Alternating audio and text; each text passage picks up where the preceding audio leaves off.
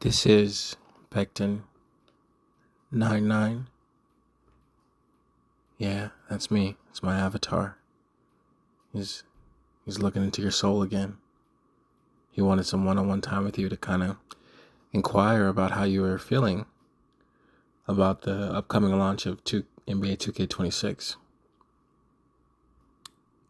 If I'm being fully transparent, I'm emotionally conflicted about the upcoming game. To me, like, we used to, as much as we could, we used to hold 2K to the fire. You know, we knew they had a monopoly, and there's only one game you can play, but we would really grab our pitchforks and say, copy and paste. You know, copy and paste. And this year, they literally copy and pasted the badges. And then they gave us the almost rudimentary psychology to explain why. We don't want to add new badges just to add new badges. You know, we want to really iron out the system, and that's bullshit. You know, to bolster this theory, just look at everything that they've done on PS4 since the PS5 has come out.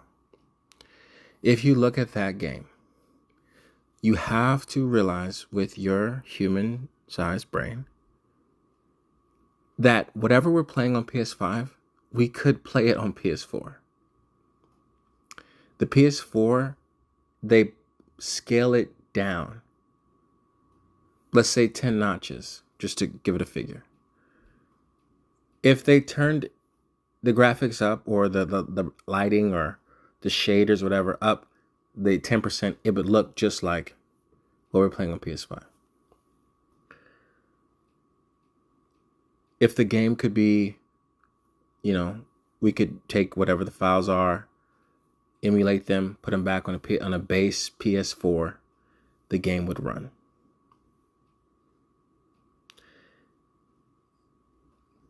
The recycling of the badges speaks to the recycling that is always there. And so you go back to the fundamental premise of they literally, whatever's in 2K26, the changes, we're going to go air quote changes, they could charge us $25 or not charge us at all, really. And we could have those same things install onto our systems, and we would still be playing the same game with adjustments to lighting. You know, they even in this last rec season, they gave us a jersey from a couple games ago. You know, and that's like the height of abuse, because they don't care. They don't have to care. They think that we are dumb, and to a certain extent, we are dumb. You know, for being drawn into this fantasy where, well, I suck at basketball in real life, but on this game, yes, I can shoot from half court, or I can dunk, whatever. For me, it's kind of like, not the money that you invest is a form of gambling, but it's also like gambling because you don't know when the game's gonna betray you, right? So you shoot a shot, you hope it doesn't go in, maybe next time, and you could do that, you know, all day if you're not careful. So that's the sinister side of the arrangement. They're calling the August 29th day early access, and it's not early access. That's when the game comes out. And the game comes out a week later if you don't want to give them an extra $30. So they effectively raise the price of the game to $100. If enough people buy early access, this time early access will go up and up and up. And that way we can't really yell and say, they changed the base price of the game. And they did. But we're stupid. So, in terms of the quote unquote new features, being 7.4 doesn't matter. I mean, unless you can be fast. I made it 7.3, didn't matter.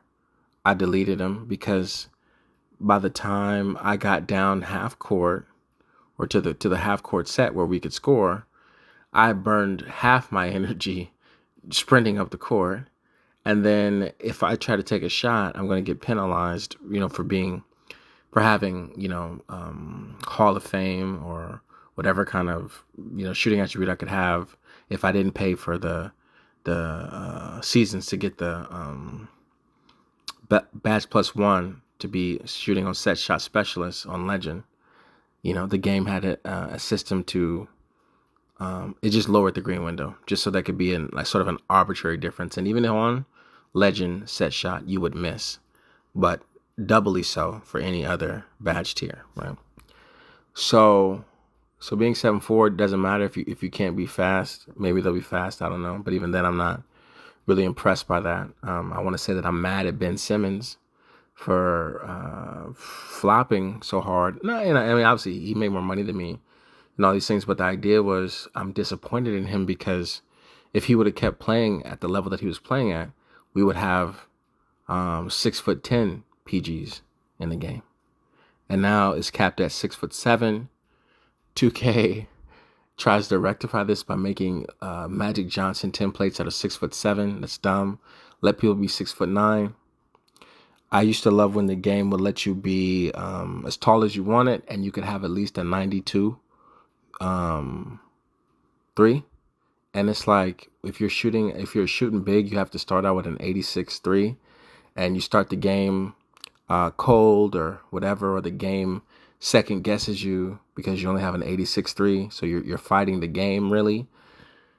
When the guy who the other center has a 99 rebound or whatever the fuck he has, and the whatever, but you got to get a little bit warm to shoot. And I'm like, bro, if the green window is pure over 90, 92, let every shooter have the option to start off just with a normal, green window. But maybe having a pure green window in the new one will fix that. But for the most part, I guess the biggest feature to me that's dope is the potential to get permanent max +2s for your shooting if you have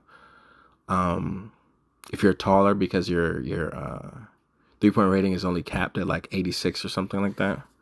So if you do that, then you could have set shot specialist on Legend, or you could turn your bronze limitless into gold limitless, which is kind of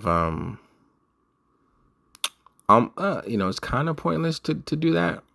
I mean, I guess they don't want people shooting from deep if you don't have, like, this year was over an 89 rating, and you couldn't get an 89 unless you were 6'7". So they don't really want you to have the access to sniper, or whatever that deep range takeover was. But maybe this year they changed that. But even still, if I had an 86 or 87 or 88-3, I would, turn the gold up, turn the limitless as high as I can, and I would just shoot anyway.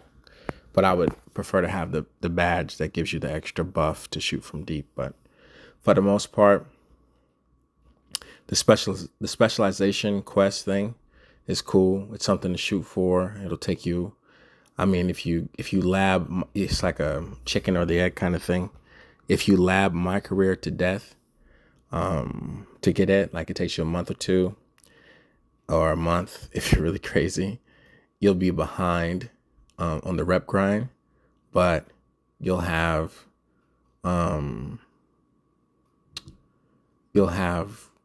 the extra permanent, whatever, +2, +1, whatever you want it. So that's kind of an interesting dilemma, navigating that. Like, do you just go for the rep, for your cap breaker perspective, or do you go for your specializations? Because obviously if you play rec or something, you might only get 5 threes a game. And how long is that going to take you to get to 2,000? But if you played against a computer for 20, 30 minutes, and also too, 2K doesn't let you skip the game anymore. Like it used to be where you could be up by 25 in third quarter and quit the game. They took that out. I'm not sure which nefarious reason they did that for, but it becomes a time suck, and they don't want you making money in my career, so you don't get paid a lot. They program the AI to be stupid. They make the trade rules stupid. They don't give you like a rookie that you can like develop or give you a function to say like, okay, let me pull Klay Thompson over here and maybe I can make him better, whatever, just by hanging out with me or quote unquote working out with him or various things to make the mode interesting or letting you play my career with your friends. They don't want you to do any of that because they don't want you in my career, because if you're in my career, you're not really spending money, So am I pre-ordering the game? Probably, but like not until the 28th. And then I'll get the game. I'll make my build, but I'll try to be, more conservative this year. Becton out.